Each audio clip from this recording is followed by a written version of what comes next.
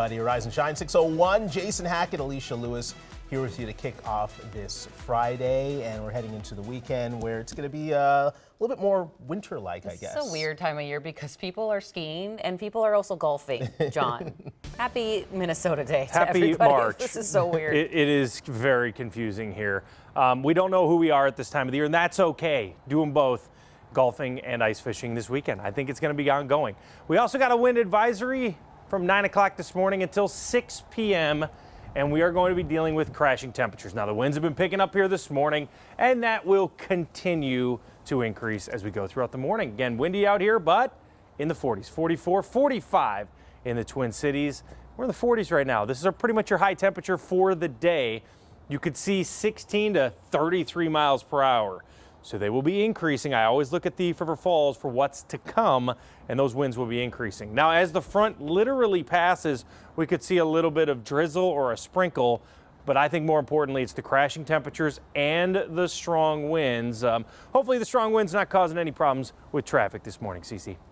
No, I mean, the roads are pretty good right now. Over the past 30 minutes, good morning, I have seen a couple of traffic incidents, a couple of crashes, specifically on 35E 94 in the Mendota Heights, St. Paul area, but those are clear as of 6:02, so things clearing up quickly, but yeah, wind really not a factor this morning on the roads. But here on 494, we're seeing some road work right at 35W, so be clear of that as the right lane is closed. Just another slow point this morning. Otherwise, things looking pretty quiet around the metro. When I see you just after 6:15, I will be talking about a road project that's happening later on in the morning that you may want to look out for on Snelling. All right, Cece, thank you. We have breaking news just into the newsroom within the past 10 minutes. The Minnesota BCA is alerting us to a missing 15-year-old.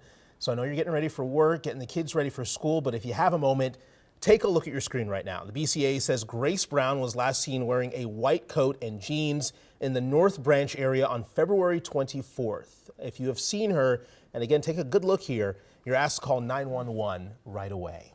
Let's get to our top story this morning. Schools and universities across the U.S. have until midnight to either end diversity, equity, and inclusion initiatives, or they risk federal funding cuts. Yeah, we wanted to know what was happening right here in the metro, and Michelle Beck has been doing some digging all morning on that and found some schools are actually pushing back on this, right, Michelle? Well, yeah, guys, I put this question out to some 15 school districts in and around the metro. As soon as they come back from the weekend, should students expect their schools to be stripped of all diversity programs?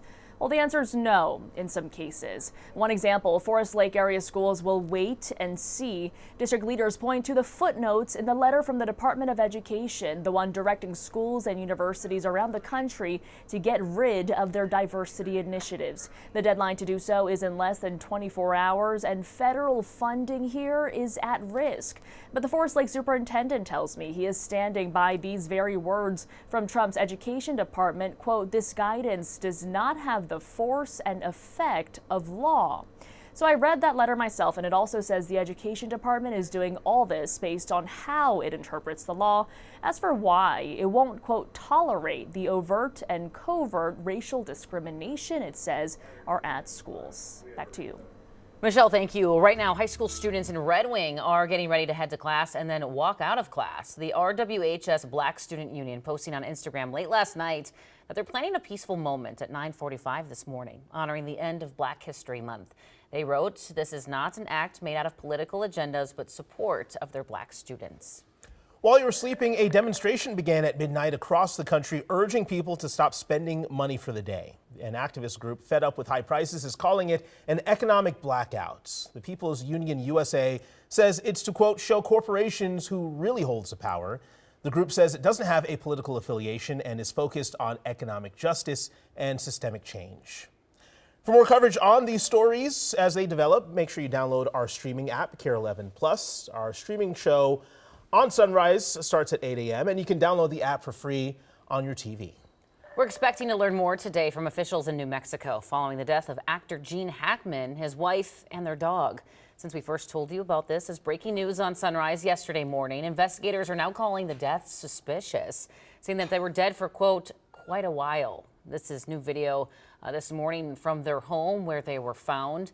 A search warrant shows the fire department didn't find any signs of a carbon monoxide leak. Despite calling it suspicious, police say they didn't see any obvious signs of foul play. Well, happening today, a legal push is launching to free a man convicted in a 2004 South St. Paul murder. At 12:30, an advocacy team is announcing the filing of a petition to exonerate Philip Vance. The group claims he's been wrongfully imprisoned for more than 2 decades, and they say they have new evidence in the case. Vance was found guilty of first-degree murder for shooting a 25-year-old store clerk during an armed robbery at a supermarket. 4 days, that's all the time you have left to get your permanent ice houses off of Minnesota lakes. And the temps are dropping, so the DNR says the sooner you do it, the better. And this is a map of those deadlines. The southern 2/3 of the state have until 11:59 p.m. on Monday. A little more time if you're headed up north or live up there. That deadline's March 17th. The DNR says if they're still there after that, they can be confiscated and destroyed, and you're going to get a fine as well. So might as well just get them off now. And 8 brand new pictures this morning of that car that was stuck in the ice in White Bear Lake, finally getting pulled out of the lake. The owner was actually facing a really big fine if he did not get his car out, but that didn't happen either because Good Samaritans stepped up yesterday and removed it for free. Yeah, nice tow truck company doing that. And as we take a live look outside here at 6:07, it's going to be a good weekend to carefully hit the ice. Maybe you can sit on a bucket. Maybe you're going skiing or snowboarding. Or maybe you're hitting the links. The golf courses are opening. Gotta love Minnesota, right? So strange. Audrey Russo's live at Stonebrook Golf Club in Shakopee. And Audrey, in just a few hours, that course is going to be pretty packed. Yeah, Jason, Alicia, day 2 starts in about 4 hours, day 2 of their entire season. The earliest tee time that I could see was about 10 a.m. Stonebrook is actually one of the first golf courses in Minnesota to be open for both walkers and golf carts. I did take a look online. I did a little digging. It looks like 2 more golf courses are coming online today. So it really goes to show that the last week of February can be the start of golf season here in Minnesota. Now take a look at these videos. The golf operations manager here at Stonebrook sent these to me, and he tells me he saw a lot of winter warriors out on the course, people wearing their hats, people with ski masks and mittens while they were driving around on carts. Now at the same time, this also means that ski hills and tubing spots, they are really starting to wrap things up for the season. Buck Hill posted on social media in the last 16 hours saying that this is the last weekend that they're holding their Northern Lights tubing event. They're also really starting to encourage people to think about buying passes for next season. So really, this is where winter and spring collide together, boom, in a beautiful fashion. Yes, I know though it's got to be a ton of work to get the golf courses ready, especially since we were well below zero just last week, Audrey. Yeah, Alicia, it's been crazy because they tell me that the preparation starts in the fall before any of the snow falls, just to make sure that they're getting the right fertilizer on the course. But in the more immediate short term, they tell me they had about 3 days notice to get the entire 18-hole golf course open and ready for people. 3 days notice to make sure everything was shoveled, cleared off. I'll walk through a little bit of that process coming up in the next half hour. I'll tell you the most important factor for making sure a golf course is ready. And I'll give you a little bit of a spoiler. It has absolutely nothing to do with the amount of snow on the ground. Back to you.